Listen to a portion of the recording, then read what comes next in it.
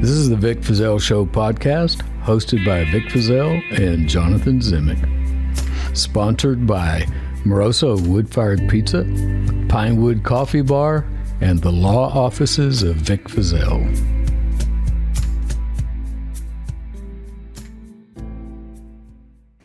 Truman Simons, who was assigned to my office, he was a captain with the sheriff's office. He had been working on the Lake Waco triple murders, and he is the one who first mentioned to me he didn't think Henry had done some of these things, and we started looking into it and found. And you had 3 or 4 cases. Definitely. We had 3 in Waco that he confessed to that he hadn't done any of them. We looked at those first. One of them being Rita Salazar, which, by the way, has now been solved with DNA. So they have her murderer locked up now. Yeah, so we had our little bit of information, and we were still going through finishing up the Lake Waco triple murders, because we did 3 trials on that. And a writer from the Dallas area named Carlton Stowers was writing a book. Good buddy of mine. I know. I love Carlton Stowers, but he was writing a book about the Lake Waco triple murders and talking with Truman. And I don't recall if I had met Carlton yet, but Carlton said, "Oh my God, you need to meet Hugh Aynesworth." And that's how we got connected with you, was through Carlton. And we reached out to you. You shared a lot of your information with us that we were able to then show to Henry. The only condition was that we don't go public with it until your article was published. So the only person we showed it to at that point was Henry Lukas. I remember him looking at it and going, "Well, I was wondering when somebody was going to wise up to this."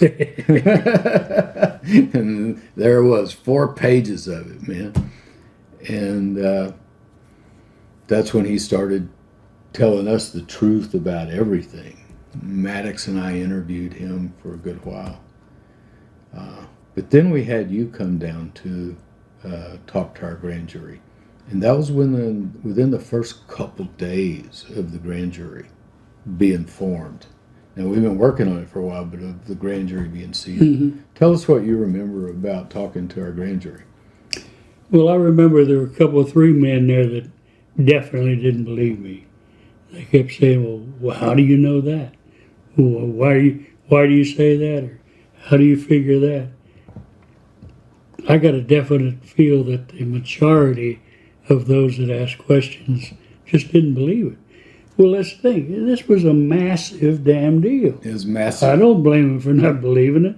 One guy comes in, they'd never heard anything about it before.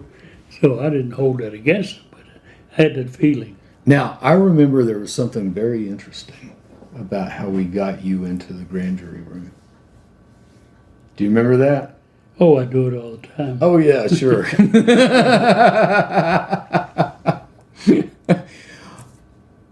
The McLennan County Courthouse is 4 stories.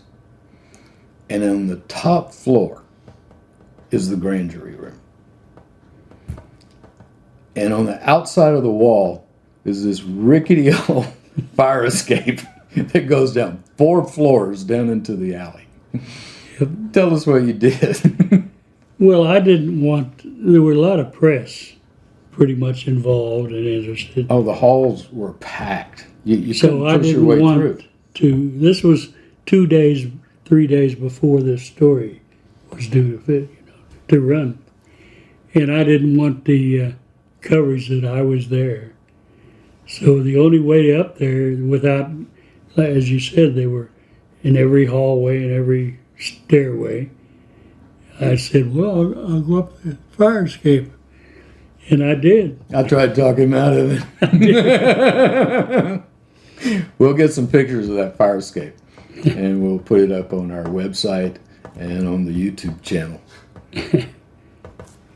So you came up those 4 flights of rickety stairs on the outside of that 100-year-old courthouse into the grand jury room. Not a lot of good reception in the beginning. How long did you testify? I don't recall, but I would think about 45 minutes. Oh, wow. I thought it was longer than that. Could have been. I thought you were there really about half a day. So, where do you see this thing going now? You know, I don't know where we see it going now because things have changed so much in our society. We've got so many people fighting against the police for the way that they treat some minorities. And yet, I know so many very decent, hard-working cops. It's hard to figure it all out, really. When you talk to anybody about Lukas, first, they think he's dead. He did hundreds of murders, and we're glad he's dead. And I don't, even if someone solves the Orange Sox murder, I don't think it'll really pique any movement or anything.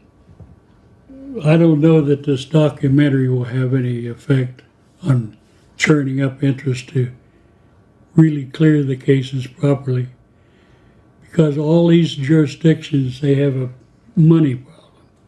It costs a lot of money. They're strapped, some of them now, for funds to do the usual.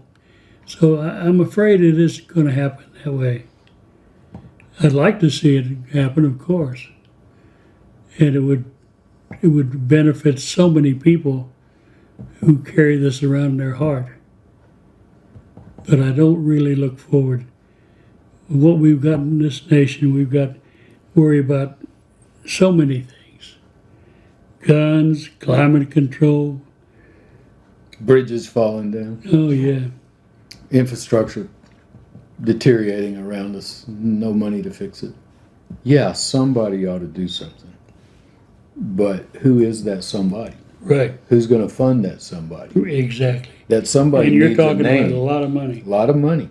And that somebody needs a name so that somebody else can call and say, hey, how's it going? What are you doing with our money?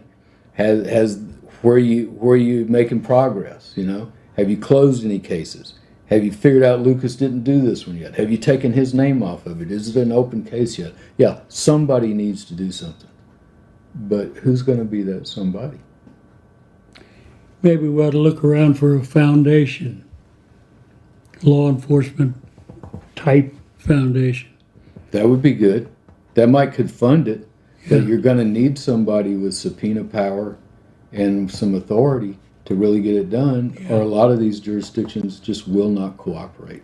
Very true. Yeah. We need a central authority. My position is that the feds help create this mess. The feds have the money, let them fund it. It's a national thing. It crosses state lines. I mean, here you were, trying to straighten it out, trying to say, look at this. And what do? They send the feds in to shut me up. Let them fix it. I really think they should.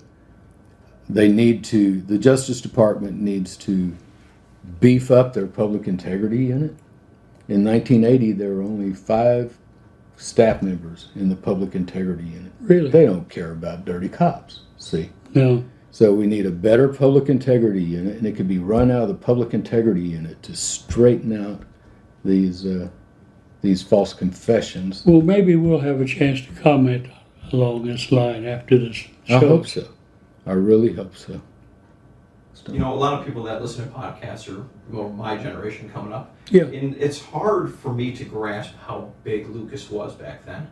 You know, so if you can comment on just, you know, what was he like? Was he the Tom Cruise at the time? Like, how big was he? You know, because we hear serial killer, great, but, you know, we didn't grow up and we didn't understand the scenario that was able to grow a Lukas into this plume of destruction. I don't know how to answer that, but it was the biggest farce in law enforcement history. And never before, to my knowledge, have we had anything like this, where a recognized and respected state or federal agency got involved and pushed it wrongly, falsely. But I don't know how to characterize it other than it's the biggest hoax in law enforcement history. Yeah. And why do you think they kept pushing it, even when they knew they were wrong? Self-aggrandizement. Look, they became heroes. Like the West Virginia deal where the cop shot himself in the stomach one time. And I remember they talked to Henry, and Henry said, yeah, me and Otis did it. He hadn't met Otis for 2 more years. And not only that, but the cop got out there in this area, quiet, Holmes, sat down on the curb, shot himself, wrote his note to his wife first, shot himself, sat down on the curb and died right there. He called in his office first around between 3 and 4 p.m. And then they get Lukas. He knows nothing about it, and he starts guessing. Lukas said, well, me and Otis, yeah, we did it. It was about midnight. It's dark and everything. And I shot him 5 times. And just went on, you know. And then they had this note. And I remember them saying to him, well, did you ever make one of your victims sign a note or something? He said, yeah, I did on this one, yeah. And we found out later. Well, they asked him, how did you get light? How did you see to write it? Well, we wanted to put it up on by the spotlight on the police car. Well, in the first place, he didn't shoot 5 times. There was only 1 shot, self-inflicted. He hadn't even met, you know, his partner yet. Lukas hadn't. It was at 4:30 that they found the body, not midnight when he said it. And what else? Something else wrong. I forget whether 5 shots, only 1. But they made a big deal about that. Prince was the pusher of this. He said, he kept asking Henry, you kill any policeman? That'd be good for us. Henry said, yeah, we run over him, we shot him, did every which way. Well, where? And he gave them a couple of states. They searched, and they couldn't find any cops killed in the last 10 years. And finally, I think he said West Virginia. And somebody came up with, well, there was a cop that died 10 miles east of there over in the next state. So they zeroed in on that. And what happened was they took Lukas up there. He testified that he did it. And the widow got $1 million in insurance money. And they threw a party for Lukas. Lukas told me that Boutwell kissed him on the head, told him what a great job he'd done. And the bad part there was that the mayor knew the whole story. He came to me and told me the whole story early on. And he died before they could do the deal with the fake trial and all, you know. But that type of thing, I remember I had to go up to New Jersey to testify. Guy had killed his wife. Somehow he got a new trial, and they were saying Lukas did it. And I had to go up and testify as to where Lukas was, hundreds of miles from the scene at the time of the death. But it's just, I don't know, it's so bizarre. It's just a clearinghouse, and it seems like it was. You said for the cops. And yet they got guns given to them. They got plaques. They were heroes. God, what a ridiculous thing. Yep. Pretty messy. Pretty messy. Pretty messy. That's wild. Hey, you mentioned a name a while ago I'm familiar with, Bill Alexander. Yeah. I tried, Bill and I were on the same side on a criminal case one time, defending some people here. A 12-week trial with Bill Alexander one time up here in Dallas. I really like him. He was irreverent, tough, but he was a good guy. He's a good lawyer. I really got to like him. I bet I know how you got to know him. Well, he was top assistant here in the DA's office. And he prosecuted Jack Ruby. Wait, covered every day of that trial. No, Yeah. I missed 2 days. I know there's that famous photograph of Bill holding Jack Oh, yeah. Ruby's pistol. Yeah. Yeah. Bill was tough, and he was irreverent. But I liked him very much, and he helped me with a lot of things. Well, he was from that generation. Oh, You yeah. know, the law Oh, yeah. enforcement. Yeah. It was But I us. tell you, somebody that I did not care for, and that was the judge that we tried that case in front of. Yeah. A. Joe Fish. Did you ever have any dealings with I Fish? never did, never had. Oh, meanest little man I ever met in my life. He threatened to hold me in contempt probably 30 times during Really? that trial. Oh. He told me, he said, when this is over, you stick around, Mr. Feazell. We have some unfinished business. Yeah. But he didn't hold me in contempt. He after it was over, I stuck around. He saw me still in the courtroom and said, "What are you doing here?" I said, "Well, you told me to stick around." He said, "Get out of here. Drive home." But God, he was mean. Hardest judge I've ever worked in front of. And it was partly because he didn't know what it was like to be a lawyer. He never practiced Really? law. He got out of law school and became a clerk for a court. And then he became a magistrate, and then he became a federal judge. So he didn't know what it was like to have to put a case together, have to sit, Good old boy syndrome. have to sit out in the hallway, have to get your witnesses together, because he was like that. And it took the jury over a week to reach their verdict. And this was before cell phones. And he made me and Bill Alexander sit out in the hall on those church pews for a solid week, just in case the jury came out with a note. Bill was tremendously smart. Yeah. I mean, you could just see him, ideas forming in his head almost. Yeah. Yeah. Yeah. I really enjoyed working with him. And then when the People magazine came out that republished, it was on one of the anniversaries, and republished the photo of him with a gun, I mailed him that magazine, said, "I want your autograph on this," and he signed it and mailed it back to me. And somewhere in all my junk I have that. But you know, a lot of people were afraid of him. In those days, he used to ride around with the cops and he carried his gun. And a lot of people thought he had a temper, and they were afraid of him, really. A lot of people were afraid of him in court because he could articulate and he could hit you. Yeah. Smart guy. Well, he was probably pushing 80 by the time I met him. Yeah. So he had calmed down a lot. He was very, very likable. Now, Joe Fish didn't like him, the judge. No, I bet he Judge did. rode his butt every day, much as he rode mine. Yeah.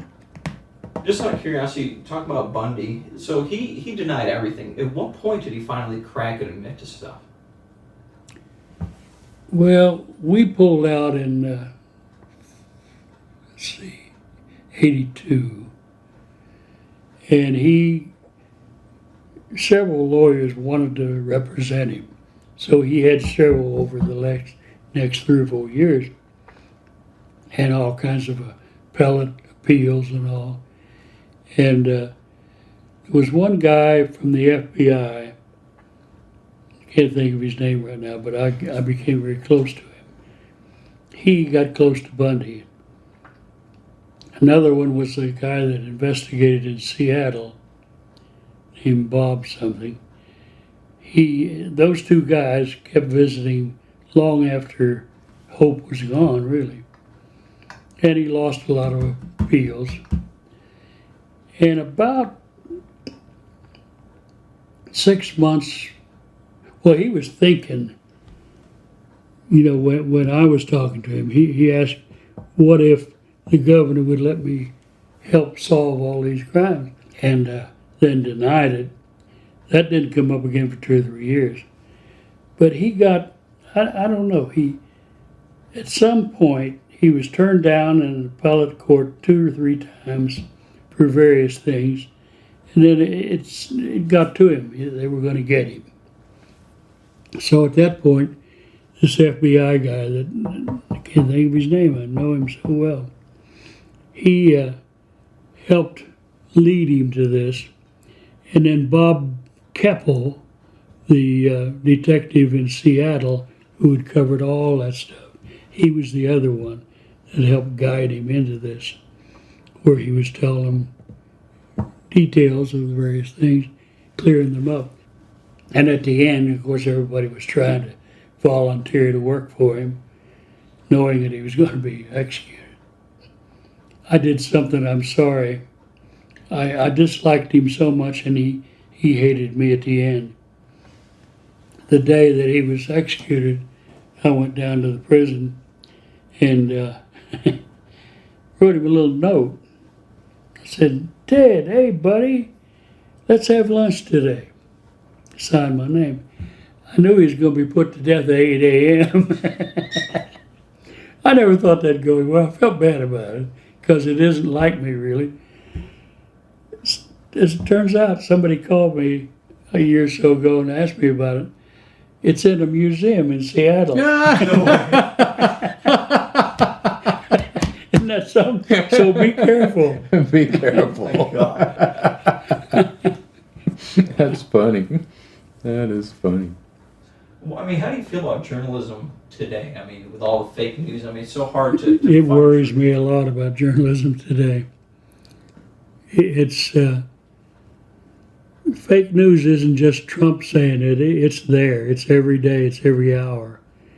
You don't know what to watch. You don't know what to believe. Thank God there's some real stalwarts still in our business. New York Times, Washington Post. Dallas News is doing better than it used to. I don't know. It worries me because so many people are so busy. They're either on their computers or their laptops or their phones, and they don't get the real story in many cases. I saw Fox News yesterday for the first time in several months, and I was just amazed. I was amazed how they can say the things they say and purport to be bringing you news when you almost can predict in advance what they're going to say. We're in some trouble in this country. Yeah. We've just become a lot of, our news is just yelling heads, giving opinions. I'm sort of glad I'm 87. Social media presence that I can find. Well, I For have an author, very he little, doesn't. except the kooks and the JFK thing. My son died a couple of years ago. Actually, we didn't know whether he had cancer. He just died. He was only in his 40s. He came up to me before he died and he said, "Dad, did you get any kind of deal from the government, any kind of payment, for working for the CIA?" I said, "Sit down, son, sit down." Let me tell you how that all came up. And this is how you can get entrapped. I was going to Cuba in '82, and you couldn't deal with the Cuban government at that time. You had to go through the Czechoslovakian government. So I applied for a visa to Cuba. Never heard from them. 6-8 months later, I get a phone call. And John somebody said, "You're going to Cuba, aren't you?" And I said, "Well, I don't know. I'm trying to, but it's been months and I haven't heard a damn thing." He said, "Well, you're going. I know you are." And he said, "Now, when you go, you're going to take cameras and stuff like that, aren't you?" I said, "Well, yeah, I always do. Yeah, I've been there before." And he said, "Well, now, when you come back, can I get with you and see what you've taken and all that?" And I said, Who are you with?" And he said, "I'm with the CIA in Dallas." I didn't even know they had a CIA office in Dallas. I didn't either. They had an unmarked door in a big courthouse. And I said, "Well, look, you're asking me to do something I'm not going to do. I'm a good citizen. When I come back, I'll tell you everything I know or saw, but I'm not going under the aegis of the CIA or I could get my ass killed." And I said, "What's your name again?" He gave his name. Hung up, never heard from him to this day, except that he wrote a note to his superior, "Aynesworth will work with us." So now that's been released, and all the conspiracy people say, "See, he was a CIA man." And my son saw it on the internet. And you probably knew Jim Mars, right? Very well. So he passed a couple of years ago, and I went and saw him talk about a UFO crash out in Aurora one time. And I know he was big into that, but he was fueling the conspiracy end of it. Oh God, yes, he made a lot of money out of it. Kind of different ends of that spectrum. I think he died last. Jim was a likable guy, but he was just he was a whore. he was. He made up stories so much you would not even believe it. Oh, I got to him one time. We were speaking at the same place, North Texas State College University, and I had gotten a copy of a book that was out of his that wasn't on the market yet. So he got up and made a couple of these wild damn things, and he had written in his book that JFK knew in advance that there were aliens coming to Earth. He'd written that in his book. So when I got up to speak, I said, Jim, very entertaining what you told me, but let me read you something here. It was a packed house at North Texas State, and I read a couple chapters. And I said, "Now, Jim, who's your source on that? Do you what?" Of course, he hated my guts after that, and they all do, because I was trying to ruin their life, their economic future. Oh, it's been a long haul that way. It really has. So did he think the aliens had anything to do with killing John Kennedy? Well, no, he just said Kennedy knew about it, but he didn't tell the American people. I found out where he got that. He got it from one of the people that was cleaning the plane at one of his stops. God, I've been around a long time. I come into things. I got a call from a woman that thinks that I helped kill her father. And she said, "No, I'm not mad at you, but let me tell you about this, that, and the other." This was a Russian spy that lived in Dallas for a while and worked for an oil company here. And he'd won all kinds of awards from the Russians. Oh, brave awards. And I got a tip on it. Me and another reporter ran it down. And we got his name, and he was living in Connecticut at the time. And we knew that he'd done certain things, slipped him certain oil-type developments type stuff. And I called him, I remember, up in Connecticut. And I said, "Is this Mr. So-and-so who worked for the Russian government for 25 years?" And he said, yes, it is. I knew I had him then, But I figured he'd run. And I said, "I'm with the Dallas Times-Herald, and we've found out what you were doing when you worked for this oil company here in Dallas, and I'd like to talk to you about it." He said, "That was so many years ago." He said, "So many years ago." And I said, "I understand, but it's still quite a story when you find a guy that operated many years in a town in Texas." And he said, "Well, let me come down and talk to you." So I said, "Fine, that's great. We'd love to talk to you. Love to have your explanation. Love to see you." He came down a few days later. We put him up at the Adolphus Hotel, and he started telling the stories we knew were just totally wrong. Said his dad worked for Ford Motor Company. Growing up, he remembered him bringing tires home and all kinds of wish.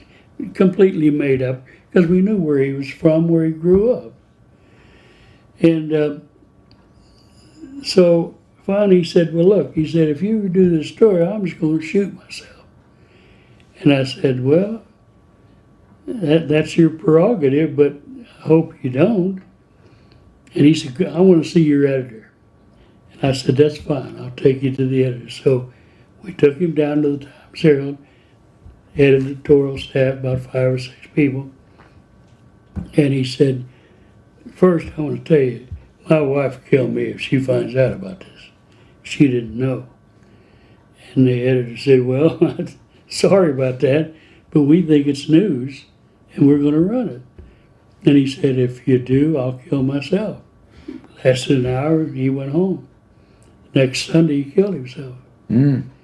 It was quite a lot of adverse publicity. Dallas kills another, But he had been, we even knew that they gave him a medal in a park, Central Park, New York. We knew all he'd done. Who had given him the medal? The Russians? Russian government. In Central Park in New York. Got a bunch of weird stories like that. We'll come back. We will. So how did you and Prince get along? Not well at all. Tell me about that. Well, he was just dismissive. A reporter, Just a pompous ass. He ended one of his interviews by saying something like, well, it's just sad that Jim Boutwell's not here to defend himself because he could do it. Imagine he could, but I don't think many people would believe him these days. Hugh, did you ever think this story would come back around? Because Vic has, and I thought so, but I thought it would take another faker like this to open it up again. What was Henry like? He was pitiful. He really was. He wanted to please. He liked Boutwell. Boutwell brought him not only cigarettes, but brought him milkshakes every day and good food, and treated him like he was doing something important. Mm-hmm. For the first time in his life, he was praising Lukas. It was tough for Lukas to start finally telling the truth. Yes, it was. Because of Boutwell. He Yeah. said, I don't want to hurt Sheriff Boutwell's feelings. Sheriff Boutwell's like a brother. He told me that Boutwell kissed him on the head after that deal up in West Virginia. With a cop that committed suicide? Yeah. Yeah. Now, you said you had even been to Little Rock on the Scotty Scott case. Yeah. Where all did you travel on this Lukas investigation? Well, all over Texas. Like All over 12 Texas. to 14 different places in Texas. Florida, a couple of 3 places. Arkansas, West Virginia, California. That's about it. I did go to New Jersey to testify. Wife was killed by her husband. He got a new trial, and they blamed it on Lukas. And I had to go testify that Lukas was not there and was not within hundreds of miles. And I've gotten calls from Washington State, a couple others I don't recall. I don't know if I ever told you about this. After Boutwell found out that we were looking into Lukas, but before we called the grand jury together, they made an appointment with the defense attorney who had represented one of the murderers in the Lake Waco murders, the one that Carlton wrote the book about. When our sheriff went down to pick up Henry with our bench warrant, it was just by accident because we didn't know about that appointment. But that defense lawyer was going to be down there a couple of days later, and they were going to get Henry to confess to the Lake Waco murders. And we had already gotten 3 convictions on that, and the book was out, or it was close to being out. And, yeah, they were going to let... Oh, there was a point where they would have done anything. Anything. But then when they weren't able to discredit me that way and say that's why I was going after them for Lukas, then that's when they decided to come after me personally. Yep. Yeah. Oh, when you took Henry away from them, man. Whoa. Can you imagine? Wouldn't you like to have been in some of their meetings?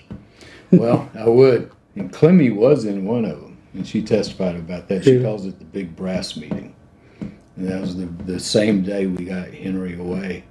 And it was Boutwell, Jim Adams, all the top brass from DPS, all the task force, and Jan Patterson, the U.S. attorney. And then they lie about the whole thing, like it never happened. But then we through my civil case, ended up getting all that stuff in under oath, because you get no discovery in a criminal case. When they were trying to lock me up the rest of my life, we couldn't figure out anything. But then when I turned around and sued them, then I was able to get all that good discovery. Then I won the largest libel verdict in American history. I know. And you know what they did after that? They waited 5 years, changed the tax code, made it retroactive, and took it all away from me. Did they? Yes, they did. I fought that to the Supreme Court of the United States. Jesus. I hired a real expensive I lawyer didn't know here in that. Dallas. Yeah. I won that case 12-1 with the U.S. Tax Court. The government appealed it to the Fifth Circuit, where I lost 2-1. We appealed to the Supreme Court, and we were one vote shy of them taking it up. And so I had to sell everything I had.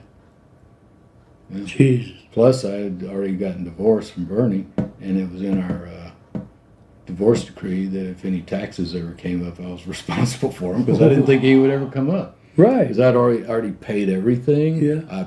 If there was a doubt, I paid it. Good You know, God. when I first got that money, man, I went around buying cars for people like I was Elvis.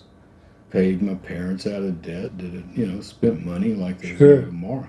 I bought a house for the diocese in Austin to open a homeless shelter. And then after all of that, then they come back at me and say, well, now you owe us taxes on all that money, plus interest and penalties and blah, blah, blah. Yeah. Thank you for listening to the Vic Feazell Show podcast. And visit us at www.vicfeazell.com for more information. Follow us on Twitter, Facebook, and Instagram.